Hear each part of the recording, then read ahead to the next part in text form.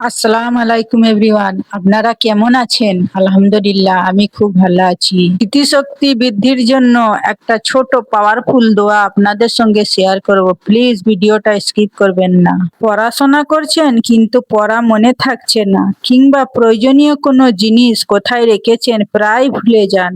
আপনাদের দৈনন্দিন জীবনে ভুলে যাওয়া একটি বড় সমস্যা, কিন্তু আপনি কি জানেন পবিত্র কোরআন এবং হাদিসে এমন কিছু বিশেষ দোয়া ও আমল রয়েছে যা নিয়মিত চর্চা করলে মহান আল্লাহ আমাদের স্মৃতিশক্তি অলৌকিকভাবে বাড়িয়ে দিতে পারেন। আজকের ভিডিওতে আমরা জানব পড়া এবং যে কোনো তথ্য সহজে মনে রাখার অত্যন্ত কার্যকারী দোয়া, ফজিলত এবং চমৎকার উপকারিতা সম্পর্কে।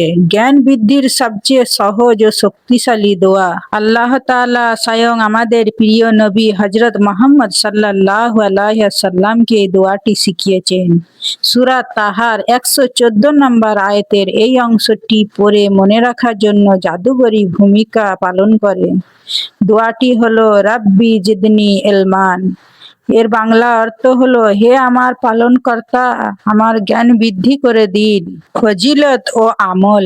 আপনি যখনই পড়তে বসবেন বা কোনো কিছু মনে করার চেষ্টা করবেন, তার আগে অন্তত 3 বা 7 বার এই দোয়াটি পড়ে নেবেন। এতে আল্লাহ আপনার মেধা ও বোঝার ক্ষমতা বাড়িয়ে দেবেন। শুধু দোয়া পড়লেই হবে না, এর পাশাপাশি কিছু ইসলামিক নিয়ম মেনে চললে আপনি অসাধারণ উপকারিতা পাবেন। যেমন গুনাহ বা পাপ কাজ থেকে দূরে থাকা। বিখ্যাত ইমাম শাফেঈ রাদিয়াল্লাহু তাআলা আনহু একবার তার ওস্তাদকে স্মৃতিশক্তির দুর্বলতার কথা বলেছিলেন। ওস্তাদ তাকে বলেছিলেন, পাপ কাজ ছেড়ে দাও, কারণ জ্ঞান হলো আল্লাহর নূর, আর আল্লাহর নূর কোনো পাপীকে দেওয়া হয় না। তাই চোখ, কান ও মনের পবিত্রতা রক্ষা করা স্মৃতিশক্তি বাড়াতে সবথেকে বেশি সাহায্য করে। ইস্তেগফার ও দরুদ শরীফ পড়া।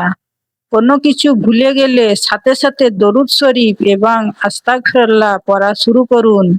হাদিস অনুযায়ী দরুদ শরীফ ভুলে যাওয়া জিনিস মনে করতে সাহায্য করে। কোরআন তেলাওয়াত ও সুন্নতি হালাল খাবার।